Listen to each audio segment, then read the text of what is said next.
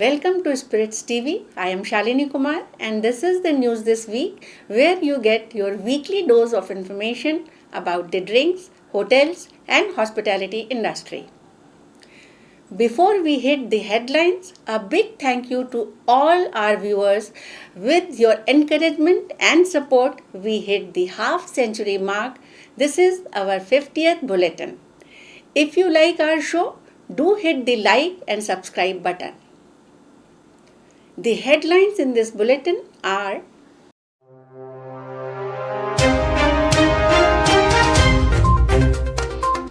winemakers in India and Australia strengthen ties ahead of FTA ratification. Telangana tops alcohol consumption, National Family Health Survey says. Devan's Godfather beer finds new brewery in Bokaro.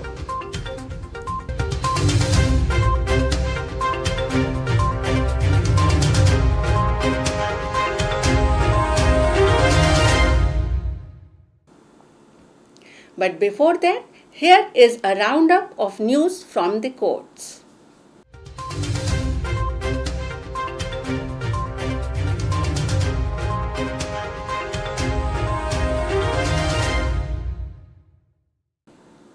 The Madras High Court has given time to the Tamil Nadu State Marketing Corporation till 15th July 2022 to come up with a comprehensive bottle buyback scheme for the entire state. The court is concerned about the menace of empty bottles littering the forest areas and harming wild animals. Earlier, the court had directed TASMAC to offer 10 rupees per empty bottle to incentivize the return and safe disposal or reuse of the glass bottles. However, TASMAC informed the court about the difficulties in implementing this scheme.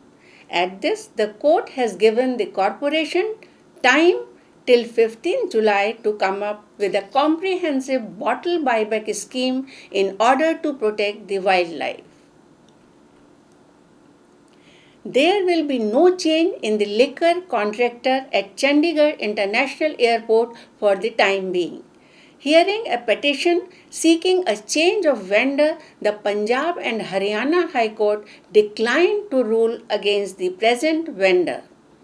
The petitioner, Messrs. Liquor World Venture Private Limited, alleged that the present vendor was awarded the contract based on tailor-made criteria. The petitioner's counsel brought the attention of the court to two provisions of the new excise policy of 2022-23 which favored the current vendor.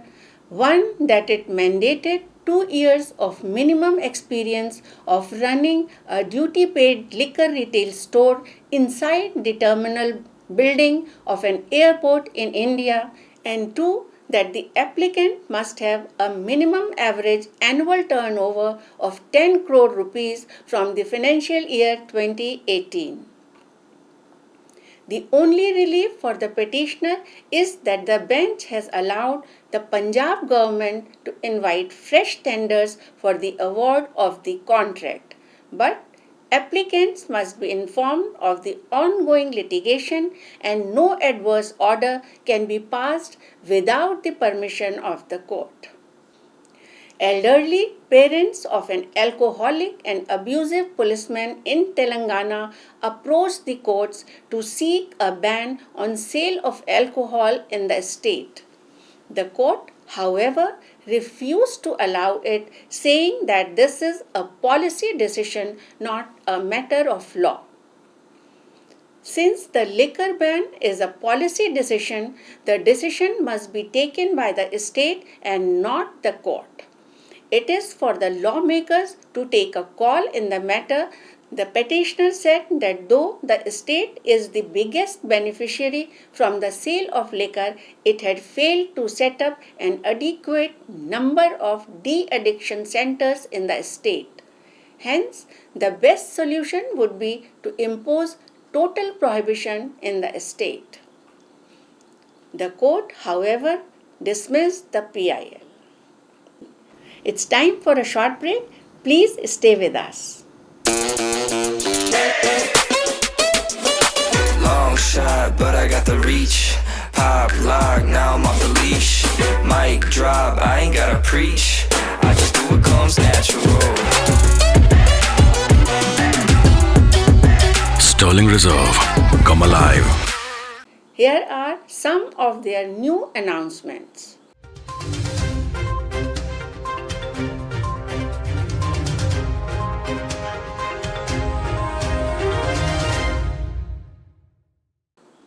Good news for vegans. Now all vegan food will come with a FSSAI certification and logo stamp. The vegan regulations have been notified in the official Gazette of India. Now all food business operators trading in vegan products will have to comply. Even imported vegan foods must come in with a certificate from a recognized authority in the origin country.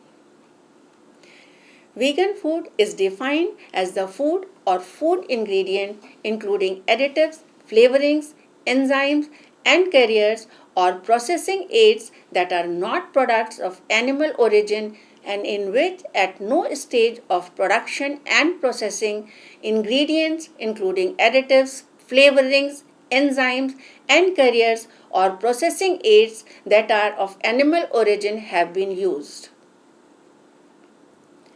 The Indian Food Authority FSSAI has directed e-commerce food business operators to display the nutritional information of the food items they sell. FSSAI has directed e-commerce food business operators to enable provisions in their online platforms, including mobile applications, to display the nutritional information as well as other specific requirements under the new regulations as well as the other labeling regulations notified in 2020 to ensure that the FBOs registered with them can feed and update the information of each dish they are offering for sale. The Andhra Pradesh government has announced its 2022 bar policy applicable for the next 3 years. All existing bar licenses in the state will expire on 30th June. However, they will be extended for existing bars for July and August till the new policy becomes operational from 1st September. Fresh online applications will be invited by the Commissioner of Prohibition and Excise through a Gazette notification. The fresh licenses will be issued according to the terms fixed by urban local bodies, Gram Panchayats. For 3-star and above hotels and microbreweries, the license fee is fixed at 5 lakh rupees and the non-refundable registration charge is 50 lakh rupees per annum, with an increase of 10% every year. The National Family Health Survey has found that the Telangana alcohol consumption among the over 15 years population is way above the national average of 9.9%. The figure for the state stands at 24%. Karnataka and Kerala alcohol consumption is below the national average at 8.6% and 9.4% respectively. Keeping Telangana company at the top of the charts are the states of Chhattisgarh at 19%, Odisha at 16%, Puducherry at 13.37% and Tamil Nadu at 12.27%. Andhra Pradesh figures stand at 11.5%, which is only slightly above the national average. Indian winemakers have accelerated partnerships with Australian wineries in areas such as disease management, planting imported grape vines, and ensuring smoother customs clearances at Indian ports. Though the interim free trade agreement signed in April is yet to be ratified, at a virtual meeting last month, industry representatives from both the countries agreed to help lower the cost of growing grapes in India, especially for farmers with small land holdings. Indian wineries are also working on adopting global best practices in spraying programs and disease management to grow grapes. The two sides are looking at collaboration in establishing a research and training institute in India. The virtual meeting was attended by representatives of the Australian High Commission, Australian Grape and Wine Australia, and some Indian wine companies and the CIABC. The ongoing economic crisis in Sri Lanka has led to a huge drop in liquor sales. Demand has gone down by about 30% due to the lack of liquidity in the country.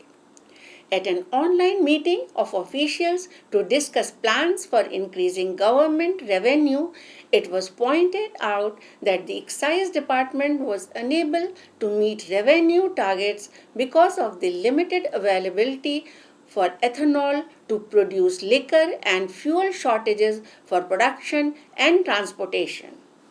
The biggest reason, however, was the drop in demand. They pointed out that the demand for alcohol has decreased by about 30% due to the increase in the price of alcohol and the economic hardships faced by the people. Devan's Modern Breweries has added a 32,000 kiloliter beer manufacturing capacity by tying up with the Bokaro Brewery. With this, the makers of Godfather beer have raised their total production capacity to 156,600 kiloliter. Earlier this year, they had added 10,000 kiloliter of manufacturing capacity through a similar tie-up with Aether Brewery at Namsai in Arunachal Pradesh.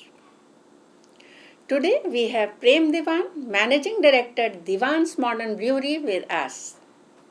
Welcome Mr. Devan on News This Week. Good morning, Shalini. Great seeing you again after such a long time.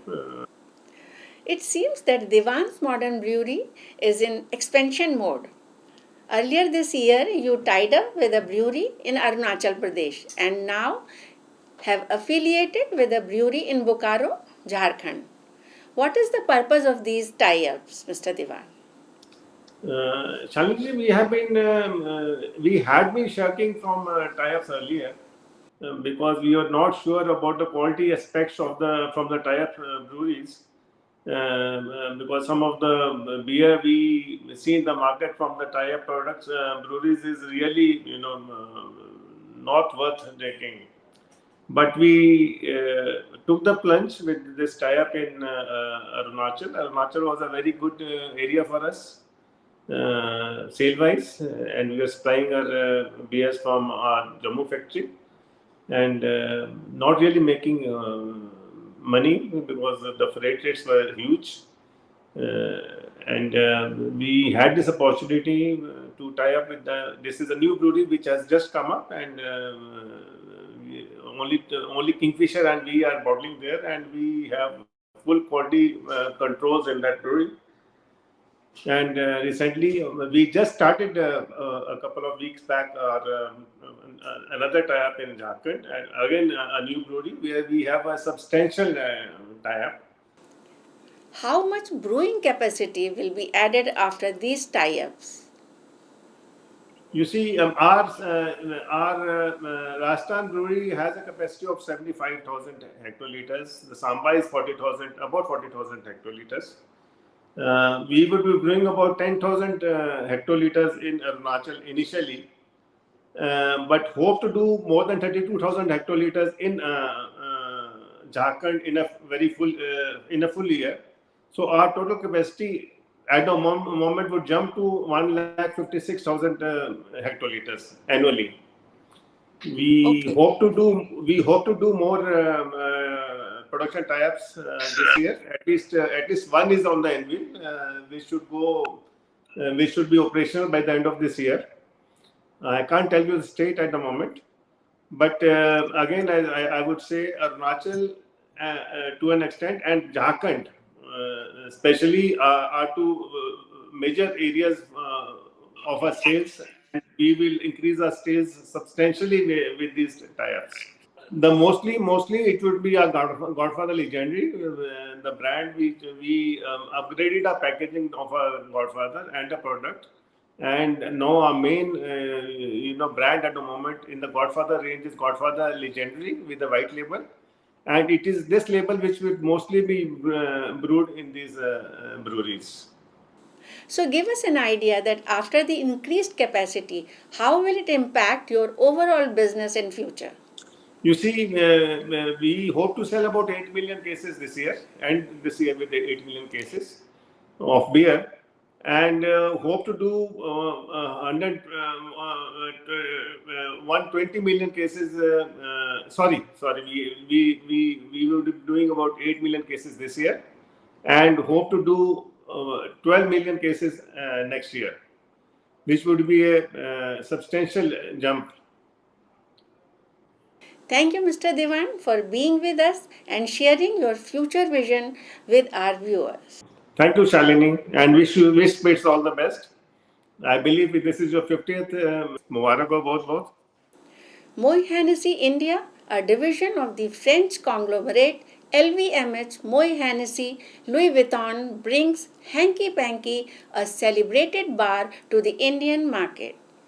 Hanky Panky stands at number 12 in the world's 50 best bars 2021 ranking. This is in collaboration with the Soul Company and Dram Attic. The Mexican bar is all set to elevate the cocktail game in the country through curated events hosted by Maestro Bar Manager and mixologist Gina. The events will showcase the nuances of creating unique cocktails, which are vehicles for premium brands like Belvedere, Hennessy, Glenmorangie, and Ardbeg. Hanky Panky is a members-only establishment in Mexico City's burgeoning craft cocktail market. Gina has her sleeves rolled up and is all set to concoct some lip-smacking cocktails and serve them in her signature style, which include bottle flipping, cocktail shaking, and more. Pernod Ricard India collaborated with well-known Indian playback singer Javed Ali on World Music Day to spread the joy of music through their Beats of Conviviality initiative. This association has been organized in conjunction with India's longest live concert series, Alive India. Leveraging World Music Day as a great opportunity to blend in the elements of music and conviviality, the initiative Beats of Conviviality has been conceptualized for all Pernod Ricard India employees. Tilak Nagar Industries Limited has launched India's first premium flavored brandy under its flagship brand Mansion House. The first of its kind French-style premium brandy has been launched in 3 flavors: orange, cherry, and peach to begin with. In the first phase of its launch, the premium flavored brandy will be made available in Puducherry, followed by other prominent markets. In financial year 2022, the company sold approximately 6 million Mansion House brandy cases, and the brand registered a robust 25% year-on-year growth. ABD has launched its new campaign, Taste the Thrill for Officer's Choice Blue. The brand's new exciting creative expression urges the consumer to free their mind and recharge in a world of high energy, fun, and enjoyment. The stylish and modern tone is aimed at the youth market. Talking about the campaign, Shekhar Ramamurthy, Executive Deputy Chairman at ABD, said, The new campaign for OC Blue taps into the inherent category codes of enjoyment and relaxation. We are confident that this communication will energize OC Blue with existing and new consumers. The brand plans to amplify the content through a targeted media campaign, keeping consumer affinity for sports, news, and entertainment on television and the digital.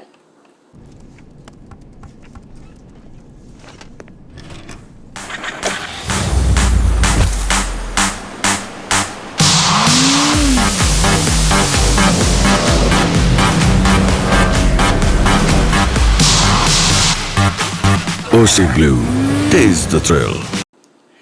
Lowland Distillery Blacknock has released a 30-year-old single malt whiskey aged in Oloroso sherry and muscatel casks.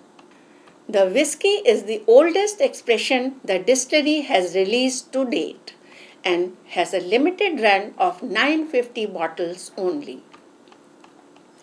David Pryor, who purchased the distillery in 2015, said that this marked an exciting chapter in Blacknock's rich whiskey making history as they continue to develop their portfolio. Blacknock is the oldest privately owned Scotch whisky distillery and the first to be owned by an Australian. The distillery had previously sat dormant for 6 years. Master distiller Dr. Nick Savage, who joined Blacknock from the Macallan in 2019, said that their 30-year-old is designed to showcase the pinnacle of their range with the unique combination of Oloroso and Moscatel casks. The liquid is non-chill filtered and bottled at 45.5% ABV. The 700 ml bottles are available to purchase via Blacknock's website and in the distillery's visitor center for an RRP of £1,000. Sales are limited to 1 bottle per person. Diageo Global Travel has announced the opening of the Singleton pop-up store at Everrich Duty Free's Profound Pier 3 Duty Free complex, located in Taiwan's offshore island Pangao. The pop-up was unveiled on 18th June. Guests had a sampling and cocktail experience of the Singleton hosted by a mixologist and brand ambassador. Displays showcased the Singleton core range along with a selection of rare additions like the Singleton of Glenord 38 years old, the Singleton of Glenord 39-year-old, the Singleton of Glendolin 41-year-old, the Singleton of Glendolin 42-year-old, and the Singleton of Glendolin Classic. The new replicate packaging for the aged blended Scotch whisky will reduce its carbon footprint by 70%. The first Royal Salute blend to come in the new packaging will be its biggest selling expression, the 21-year-old signature blend, before it is rolled out across the full core Royal Salute portfolio, resulting in a 70% reduction in carbon footprint of the primary packaging. The award-winning Kahlua Rum Company recently launched its sparkling Hawaiian rum canned cocktails in the ready-to-drink product line. Kahlua's canned cocktails feature all-natural Hawaiian flavors, guava, pineapple, mango, and coconut blended with premium koi white rum. They are packaged in a convenient 4-pack of 355 ml cans. The canned cocktails are currently available in select cities of the USA. Atul Bhalla, a key member of ITC Hotel's leadership think tank, has been elevated to area manager for ITC Hotels in West and East India. Atul will be based in Mumbai as the General Manager ITC Maratha and will oversee operational excellence in East and West India. He will have 13 operating hotels in the ITC Luxury Collection and Welcome Hotel categories under him. This is apart from the upcoming lifestyle hotel brands in the region. And that's a wrap for us at News This Week, brought to you by the most trusted alcobev industry publication, Spiritz.